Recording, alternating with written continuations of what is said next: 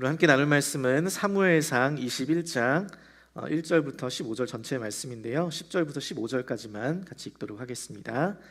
사무엘상 21장 10절에서 15절 말씀입니다. 구약성경 446페이지입니다.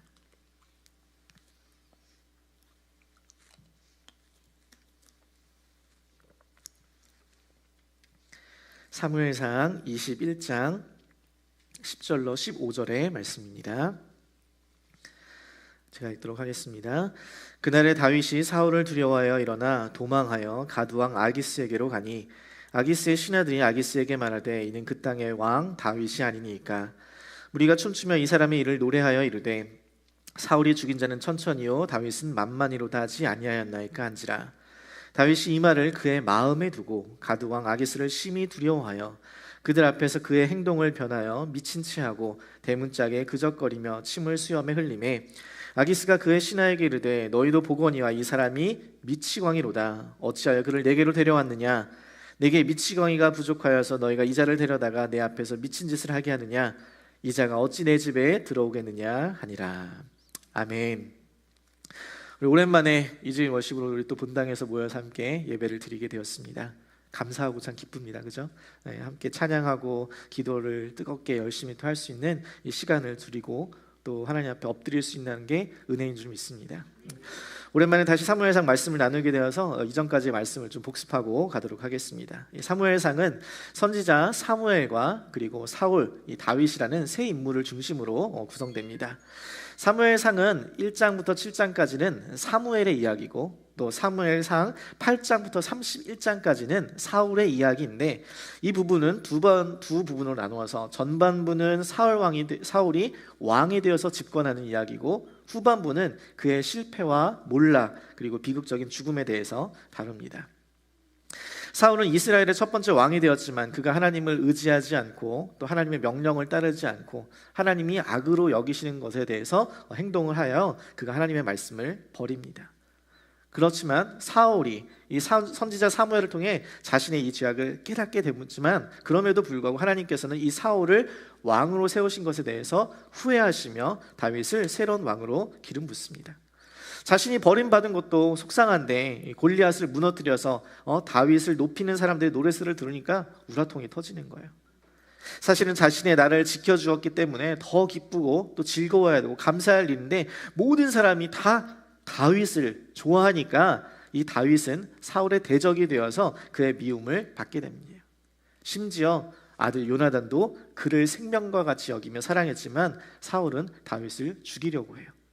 그래서 다윗이 사울 왕을 피하여 도망하는 것이 바로 오늘의 이야기입니다. 저는 오늘 본문의 말씀을 통하여서 사울이 두려워하여 도망가는 이 다윗의 모습 속에서 하나님께서 우리에게 하시고자 하는 말씀이 무엇인지를 함께 살펴보고자 합니다. 오늘 본문은 두 가지 일이 기록되어 있는데 하나는 다윗이 진설병을 먹은 일이고 또 하나는 다윗이 가드왕 아기스 앞에서 미친 척한 일입니다.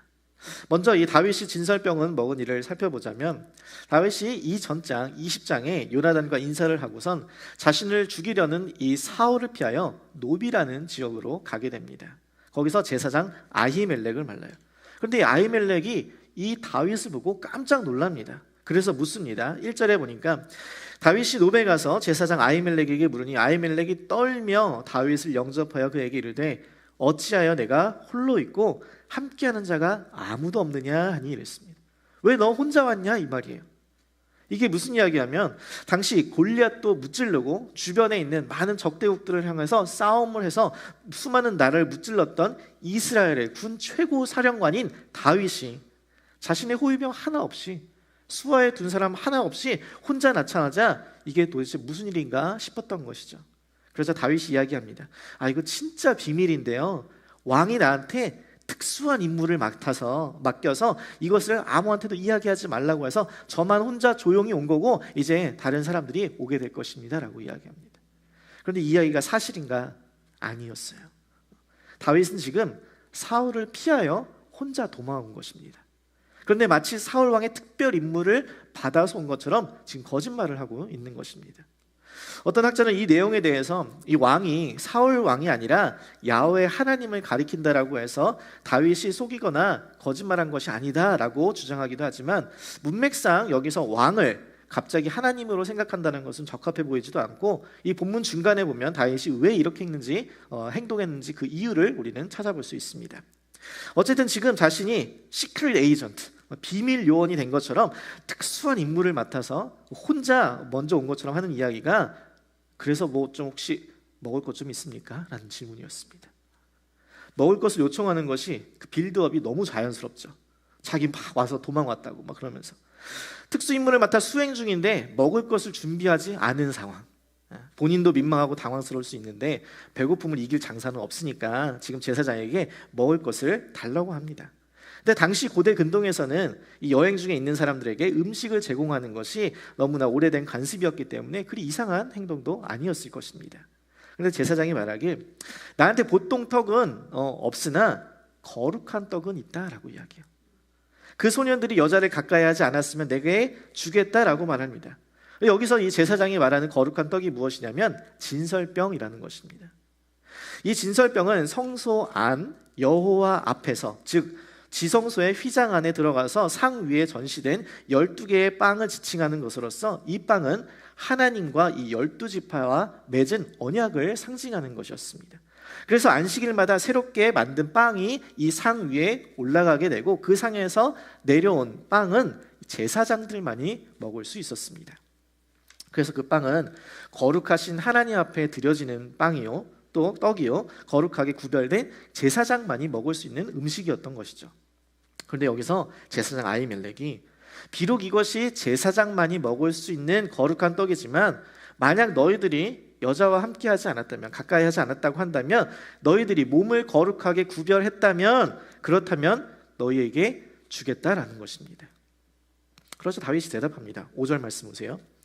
다윗이 제사장에게 대답하여 이르되, 우리가 참으로 3일 동안이나 여자를 가까이 하지 아니하였나이다. 내가 떠난 길이 보통 여행이라도 소년들의 그릇이 성결하겠거늘 하물며 오늘 그들의 그릇이 성결하지 아니하겠나이까 하매라고 합니다. 여기서 그릇은 단지 그냥 음식을 먹는 그런 그릇일 뿐만 아니라 무기나 의복, 또 몸 등을 포함하는 의미를 가지고 있습니다. 그래서 보통 여행, 또 작정 등과 같이 군인들의 그릇이, 그때에는 그들의 몸이 성결하게 구별되는데, 하물며 지금 내가 특별 작전을 수행하고 있는데 그들이 성별되게 구별되지 않았겠습니까? 라고 이야기하는 것입니다. 지금 다윗이 이렇게 이야기하는 이유는 자신이 하나님 앞에 지금 거룩하게 행하고 있다라는 것입니다. 하나님 앞에서 행동하고 있다라는 것이에요. 그래서 결국 제사장 아히멜렉이 제사장만이 먹을 수 있는 떡, 거룩한 떡, 진설병을 지금 다윗에게 주게 됩니다. 그리고 여기서 우리는 자연스럽게 질문을 하나 던지게 돼요. 이렇게 율법을 어겨도 되는 걸까라는 것입니다. 율법을 어겨도 되는 걸까? 율법을 꼭 지켜야 된다. 하나님의 말씀을 꼭 따라야 한다. 엘리의 아들들은 하나님께 드린 제물을 취하는 그 죄를 범함으로 인하여서 죽었는데 제사장만이 먹을 수 있는 음식을 지금 다윗이 먹었다고? 그렇다면 어떻게 돼야 되는 거지? 라는 궁금증이 우리에게 생기게 됩니다. 이 궁금증에 대한 답을 얻기 위해서 예수님께서 이 사건을 언급하신 이 마태복음 12장의 이야기를 잠시 살펴보아야 하는데, 바리새인들이 안식일에 이 제자들이 배고파서 이삭을 잘라 먹는 것을 보게 됩니다. 그러자 예수님께 와서 따져 묻습니다. 안식일에 아무것도 하지 말라고 했는데 지금 당신의 제자들이 이삭을 지금 잘라 먹고 있지 않습니까? 라고 따져서 묻는 것이에요. 그러자 예수님이 이렇게 말씀하십니다. 마태복음 12장 3절부터 8절의 이야기입니다. 예수께서 이르시되, 다윗이 자기와 그 함께한 자들이 시장할 때에 한 일을 읽지 못하였느냐? 그가 하나님의 전에 들어가서 제사장 외에는 자기나 그 함께한 자들이 먹어서는 안 되는 진설병을 먹지 아니하였느냐? 또 안식일에 제사장들이 성전 안에서 안식을 범하여도 죄가 없음을 너희가 율법에서 읽지 못하였느냐? 내가 너희에게 이르노니 성전보다 더 큰 이가 여기 있느니라. 나는 자비를 원하고 제사를 원하지 아니하노라 하신 뜻을 너희가 알았더라면 무죄한 자를 정죄하지 아니하였으리라. 인자는 안식일의 주인이라 하시니라. 여기서 예수님의 말씀의 핵심은 이것입니다. 율법은 정죄하는 것이 목적이 아니라는 것이에요. 사실 이 이야기를 들으면 더 황당해집니다. 아니 그렇다면 사울은 하나님의 말씀을 따르지 않아서 그 율법을 따르지 않아서 폐위되었는데 다윗은 먹으면 안 되는 것을 먹어도 되는 이 모순을 그럼 어떻게 이해할 수 있는가 싶은 거죠. 왜 다윗에게만 예외가 적용되냐는 것이에요. 여러분, 우리의 생각에 이것은 부적절합니다. 이것은 율법을 어긴 것이에요. 그런데 예수님은 그 부적절한 것에 대해서 율법을 어긴 것에 집중하지 않으셨어요. 그는 율법의 정신을 붙들고 있으셨습니다. 그게 뭔데요? 내 마음을 다하고 뜻을 다하고 힘을 다하여 주 여호와 너의 하나님을 사랑하라. 그리고 내 이웃을 내 몸과 같이 사랑하라. 율법의 형식에는 어긋났어요. 굶주린 다윗이 제사장만이 먹을 수 있는 거룩한 떡을 주고 먹은 것은 분명히 율법 형식에는 어긋난 것입니다. 그러나 사실은 그 율법을 넘어서는 하나님의 마음, 율법의 올바른 정신을 분명하게 반영한 사건이 바로 이것입니다. 그래서 한 그리어라는 한 학자는 이렇게 이야기합니다. 사랑 없는 차가운 순종은 예수님을 향한 따뜻한 마음을 드러내지 못한다는 것이에요. 순종을 하는데 그냥 정죄하듯이 딱딱 잘라서 하는 사랑 없는 차가운 순종은 예수님의 그 따뜻한 마음을 담아내지 못한다는 것입니다. 그리고 저는 다윗에게 적용된 이 예외가 우리에게 참된 복음의 능력, 이 하나님의 은혜를 더욱 강력하게 보여주는 사건이라고 여겨집니다. 여러분, 우리야말로 하나님의 율법의 정죄함으로 따지면 가장 부적절한 자가 아닐까요? 하나님의 은혜와 구원을 받기에는 부적합한 자가 아닐까요? 여러분, 우리가 다윗을 보면 왜 다윗은 율법을 어겼는데 그냥 넘어가라고 생각하는 것처럼 다른 사람들이 우리를 보면 야, 저 사람은 율법을 어기고 죄도 많이 지었는데 왜 그냥 넘어가? 라고 해서 다른 사람들이 생각할 그 사람이 바로 우리가 아니냐는 거예요. 우리의 더럽고 추악한 죄로 인해 이미 심판과 멸망의 길에 가야 할 자가 아니냐고요. 그런데 죄의 심판을 받아 사망에 이르러야 마땅한 우리를 하나님의 풍성한 긍휼과 자비로 살리셨으니 여러분, 그것이 우리에게 은혜요 복음인 줄 믿으시기를 바랍니다. 우리가 예수 믿고 나서 죄를 안 지을까요? 여전히 죄를 짓습니다. 여전히. 그럼 반대로 하면 심판받아야 되는 거 아니에요? 죄를 짓는데. 그런데 하나님께서는 그 심판을 아들 예수에게 다 담당시키시고 우리를 살리셨다는 거예요. 여러분, 율법은 우리를 정죄하게 하시기 위함이 아니라 율법으로 우리의 죄를 깨닫게 하여서 그 하나님의 은혜를 사모하여 하나님의 철저하신, 온전하신, 완벽하신 그 사랑이 아니고는 우리가 살 수 없어서 그 은혜를 사모하게 하는 것, 그분의 은혜가 얼마나 큰지 그분의 은혜 없이는 살 수 없다고 고백하게 하는 그 능력이 바로 율법에 있다는 것입니다. 만약 우리가 예수 믿는다고 하면서도 여전히 율법으로 자신을 또 남들을 정죄한다라면 여러분은 아직 십자가의 은혜를 제대로 경험하지 못한 것입니다. 우리가 아직 기독교의 핵심을 바르게 알고 있지 못한다는 것이에요. 여러분, 율법의 기준으로 부적합한 나를 율법을 넘어선 그 사랑으로 품어진 그분의 은혜가 바로 기독교의 핵심입니다. 그것이 바로 십자가의 사건을 통해서 보여주신 율법의 참된 완성이라고 말할 수 있는 것이에요. 저는 이 은혜의 복음이 저와 여러분에게도 임하여 하나님의 그 크신 은혜로 인하여서 날마다 감사와 감격이 우리 가운데 차고 넘치기를 간절히 소망합니다. 이어서 7절부터 9절 말씀을 보겠습니다. 그날에 사울의 신하 한 사람이 여호와 앞에 머물렀는데 그는 도액이라 이름하는 에돔 사람이요 사울의 목자장이었더라. 다윗이 아히멜렉에게 이르되 여기 당신의 수종에 창이나 칼이 없나이까? 왕의 일이 급함으로 내가 내 칼과 무기를 가지지 못하였나이다 하니 제사장이 이르되 내가 엘라 골짜기에서 죽인 블레셋 사람 골리앗의 칼이 보자기에서요 에봇 뒤에 있으니 네가 그것을 가지려거든 가지라. 여기는 그것밖에 다른 것이 없느니라 하는지라. 다윗이 이르되 그 같은 것이 또 없나니 내게 주소서 하더라 했습니다. 여러분, 지금 저자는 아히멜렉 제사장을 통해서 음식을 공급받고 지금 그 후에 창이나 칼과 같은 무기를 얻고자 하는 요청 사이에 눕 성소에 있던 한 사람을 소개합니다. 이 사람은 도액이라는 사람인데 성경은 지금 그가 에돔 사람이요 사울의 목자장이라고 표현합니다. 그러니까 그가 사울의 신하요 측근 중에 한 사람이었다는 거예요. 그럼 그가 여기서 무엇을 하고 있었느냐? 여기에 한 사람이 여호와 앞에 머물러 있었다라고 하는데 여호와 앞이라는 것은 성소를 가리킵니다. 그리고 머물러 있었다라는 표현은 원어 그대로 강제적인 의미를 띠고 있습니다. 그러니까 사울 왕이 통치의 일환으로서 지금 이 도액이라는 사람을 강제로 이 성소에 두게 하였다는 것입니다. 이 말은 이 놉이라는 성소에 자신의 측근, 자신의 신하, 이 도액이라는 사람을 두어서 성소에 있는 제사장을 감시했다라는 것이에요. 더군다나 그가 에돔 사람이니까, 야곱의 후손인 이스라엘이 아니니까, 에서의 후손인 에돔 사람이니까 제사장이 무언가를 잘못한다거나 반역행위를 하면 바로 사울에게 알리기가 좋은 거예요.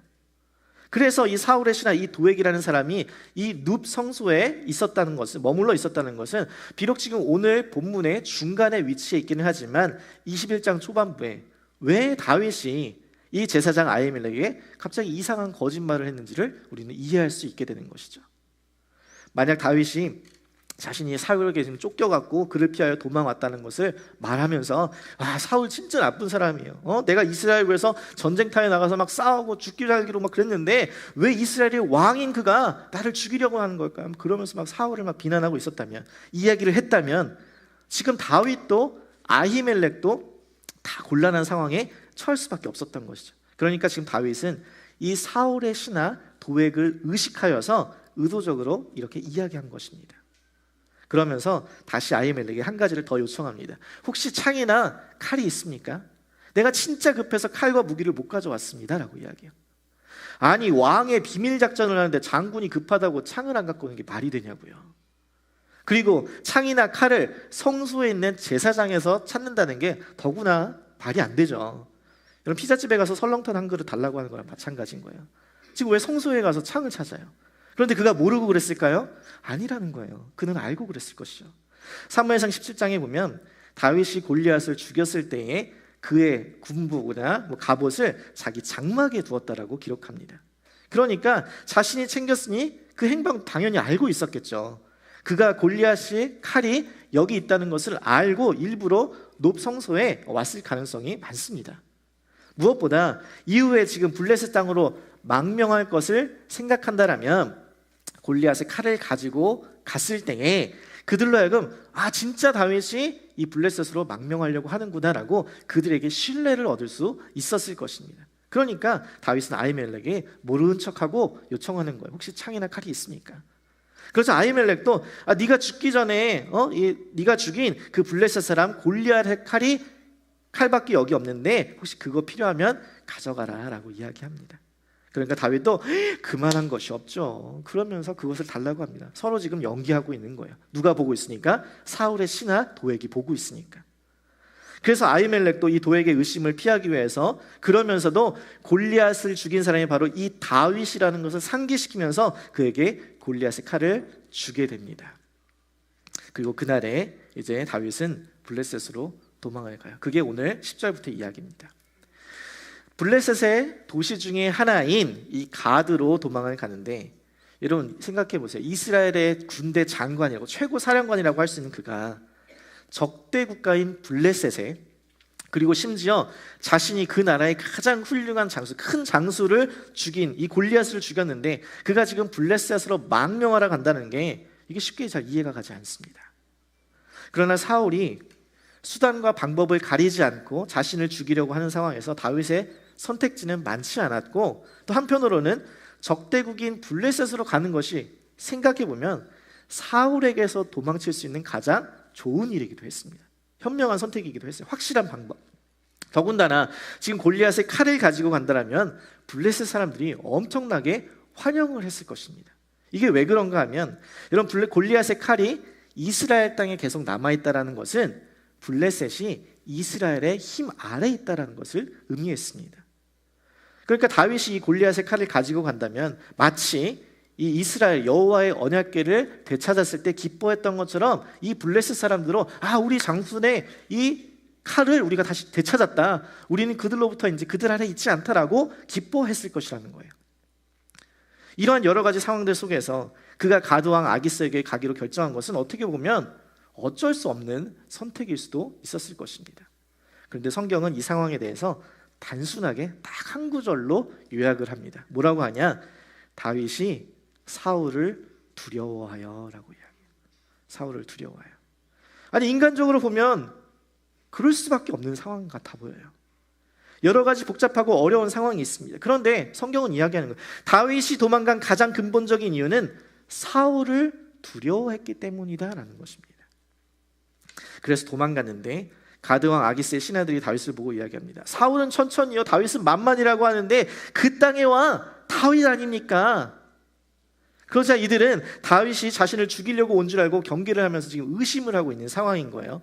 그러자 다윗이 그들의 말을 듣고 이번에는 아기스 왕을 심히 두려워하여 그의 앞에서 갑자기 미친 척을 하기 시작합니다. 갑자기 막 문을 극적이고 막 침을 흘리면서 이러다가 막 이러니까 사람들이 이를 보면서 어디서 이렇게 미치광이를 데려왔냐라고 하면서 쫓아내어서 위기를 모면하게 돼요. 골리앗을 못지는 이스라엘 최고의 장수가 지금 적대국 블레셋에 가서 이렇게 미친 척하고 있는 모습을 보니까 우리가 알고 있는 다윗이 맞나 싶은 거예요. 그런데 저는 여기서 중요한 한 가지를 발견하게 됩니다. 사람을 두려워하면 피하면 어디를 가든 두려운 존재를 또다시 만나게 된다는 사실입니다. 다윗은 지금 사울이 두려워서 가드왕 아기스에게로 갔는데 이번에는 가드왕 아기스가 또 두려워지기 시작합니다. 이스라엘에 사는 것이 두려워서 블레셋으로 갔는데 이스라엘이나 블레셋이나 두려운 것은 마찬가지라는 거예요. 장소만 바뀌었지, 대상만 바뀌었지 여전히 그는 두려움 속에 살고 있다는 것입니다. 여러분, 우리가 두려움을 마주했을 때 그 두려움에서 벗어날 수 있는 가장 쉬운 방법은 내가 두려워하는 그 사람, 내가 두려워하는 그 상황, 그 환경에서 도망가는 것입니다. 피하는 것이에요. 그 장소를 안 가면 되고 그 사람을 안 만나면 되고 그 환경을 피하면 됩니다. 그런데 그것은 절대로 온전한 해결책이 되지 못한다는 것이에요. 내가 사울 왕에게서만 벗어나면, 내가 사울 왕이 통치하는 이 이스라엘만 벗어나면 안전하겠지, 이제 두려움이 사라지겠지 했는데 그곳에는 나를 두렵게 하는 또 다른 사람, 가드왕 아기스가 있었다는 것이에요. 다윗은 지금 이 시간을 통해서 깨닫고 있는 것입니다. 내가 사람을 두려워할 것이 아니구나, 내가 사람을 피해야 할 것이 아니구나, 내가 하나님을 두려워하고 내가 하나님께 피하여 가야겠구나라는 것을 깨닫는 것입니다. 그래서 죽을 위기에서 미친 척하며 살아 돌아온 다윗이 시편 34편에 이렇게 기록합니다. 시편 33편 4절 같이 읽습니다. 내가 여호와께 간구하매 내게 응답하시고 내 모든 두려움에서 나를 건지셨도다. 아멘. 6절부터 8절 말씀도 계속 보시죠. 시작. 이 곤고한 자가 부르짖음에 여호와께서 들으시고 그의 모든 환난에서 구원하셨도다. 여호와의 천사가 주를 경외하는 자를 불러 진치고 그들을 건지시는도다. 너희는 여호와의 선하심을 맛보아 알지어다. 그에게 피하는 자는 복이 있도다. 아멘. 여러분, 이 다윗이 그 두려움 속에서 미친 척하였는데 그것 가운데 하나님께서 구원하심을 경험하며 고백한 시가 바로 시편 34편입니다. 사랑하는 성도 여러분, 사람을 두려워하지 마시고 사람을 피하지 마시고 하나님을 두려워하고 하나님을 경외하여 모든 환난 가운데 하나님께로 피하여 그리하여 여호와의 선하심을 맛보아하는 복을 누리시기를 간절히 소망합니다.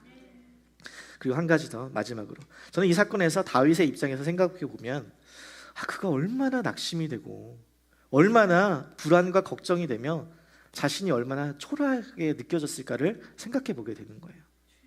내가 그래도 명색이 지금 골리앗을 무너뜨린 사람인데 수많은 전쟁을 승리로 이끈 이스라엘 최고의 장수인데 수하에 데리고 다니는 사람 하나 없이 창이나 칼도 없고 먹을 것도 없고 사울의 신하 그 한 명 눈치나 보고 있고 자신이 쓰러뜨린 블레셋으로 도망칠 수밖에 없는 그러한 상황, 여러분 그 상황에 이 다윗의 자존감이 얼마나 무너졌을까요?